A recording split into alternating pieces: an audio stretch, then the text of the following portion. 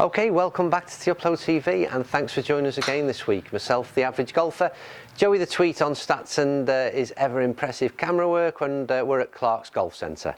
Right, we are at the, this is the third video we've done this morning because we're looking at a range of irons from Mizuno. It's the JPX 900 range, and we're into the realms of the tour player now, so maybe I should just put this one down and end the video there, but we're going to give it a go anyway. So this is certainly aimed at, as its title would suggest, the better player. Stunning looking golf club, I've got to say, and although it looks very compact and maybe difficult to hit, I'm going to see how it performs in the hands of the average golfer. Let's go and see how the numbers perform and whether we can get some decent performance out of this tour aimed golf club. Okay, good to go now with the JPX 900 Tour then. Same shaft throughout all these three clubs, so like I said, a very easy comparison for me personally, because don't forget I use these clubs at the moment, or the MP5 version from Mizuno. Then we're getting to the Tour version, so as you can expect, Tour version will certainly be aimed at the lower handicappers and the better players out there. So it's always said these people who want to maybe shape shots, different ball flights, different shape of shot, this is the kind of club that those players will be considering.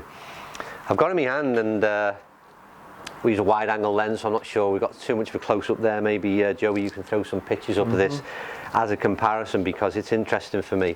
We started this morning, we've done two other videos, so hopefully you'll tune in and watch those. And the start off, or the base point in terms of the handicap level for the JPX range, JPX 900 range, is the hot metal, which is the club head that I've got in my hand at the moment.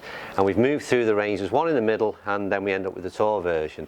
And just to show you the differences, first of all, in the sole of the two clubs, it becomes incredibly thin. It's almost half the size in terms of that bottom line. And then if you turn the club over, and this is not something I'm going to be able to show, I don't think, on camera, but we'll give it a go.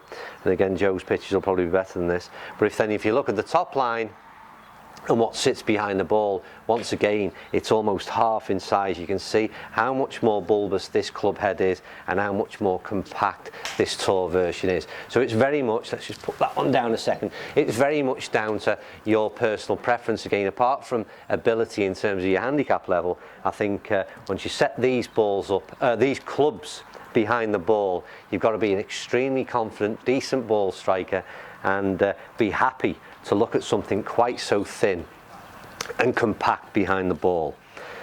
In terms of the aesthetics, I think it's a stunning looking club from Mizuno. I think no one can argue over the last few years. They produce some stunning looking irons. I really always like the look of what they produce. And this JPX 900 is certainly no exception. It's a completely sort of matte finish. It's a forged head. It's very minimal again. We looked at the Ping eye blade a few weeks back again, and they sort of stripped back all the sort of flashing lights on the club and just gone for a very pure looking club. And I think JPX 900 Tour is exactly that again. There's very few markings on it at all, and it's a really stunning looking golf club. I better get some balls. I forgot that bit. So what we will do, as ever, what we've been doing this morning is we've been hitting 5 golf balls, not really spending too much time in terms of looking at the statistics. We'll throw them up at the end for you and you can compare. It'll be comparison to my 7-iron, because that's what we've done all our sort of our stats on last year. So bear that in mind when you're looking. My existing club is a 7-iron. All the stats that you'll see at the end are for a 6-iron, which is the demo club that they've sent. Anyway, enough of that.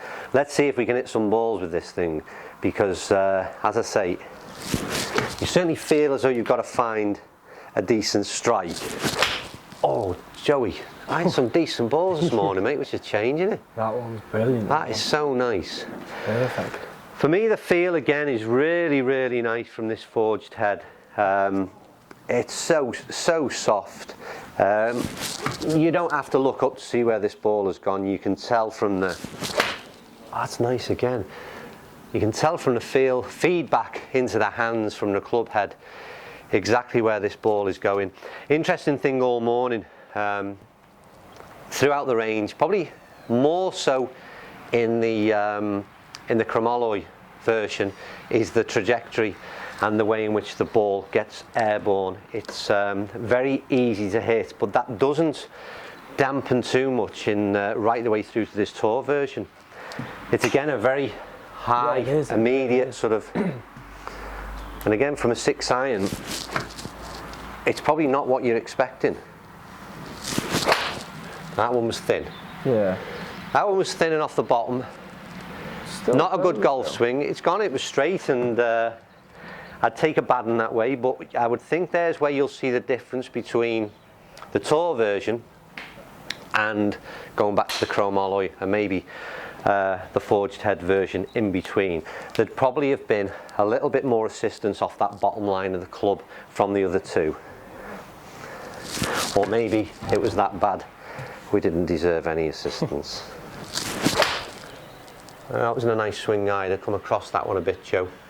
First two were very good. Second two have let me down slightly, but again, that's down to the swing of me and not the performance of the club. So let's see if we can just finish off with a nice ball. Oh, Joe. Yeah. Back to the beginning now. That's a real good ball. Yeah. So again, what have I hit? 3 good balls, 2 bad ones. Perhaps the 2 bad ones needed a bit more help, and as I say, that's about the consistency levels and the handicap level that you're at. The 3 balls that I did hit well were by far the most enjoyable strikes for me out of the 3 club heads we used. The problem is at my level, am I good enough to hit 5 decent balls and not 3 out of 5? And that's again always where you're going to make this allowance, you know, and judgment on what club is suitable for you. I might be greedy and I might prefer just purely out of the, I don't know whether you can tell from the sound, but the sound and the feel out of that club head on the 3 decent shots was so pure, it felt so good. I'd be tempted to see if I could maybe hit a few more decent balls with that personally, and ignore the couple of bad ones. But like I said, all a personal preference. What I will say, overall summary for the JPX 900 Tour, give them a go yourselves. They look compact. It's not a blade of old. There is far more assistance than there ever used to be, and the science and technology behind these clubs is superb, because they were so enjoyable to hit. I really like that. Like the looks of them as well, this matte finish.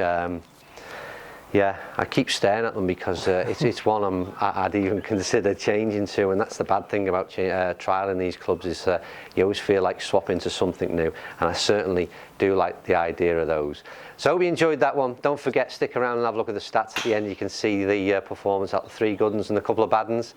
See what you think for yourselves. Get down to a driving range. Don't forget, we're at Clark's Golf Centre. Get down here, get fitted, and see what you think yourselves. Hope you enjoyed this anyway. That was the JPX range, and we'll see you back very, very soon on T-Upload TV.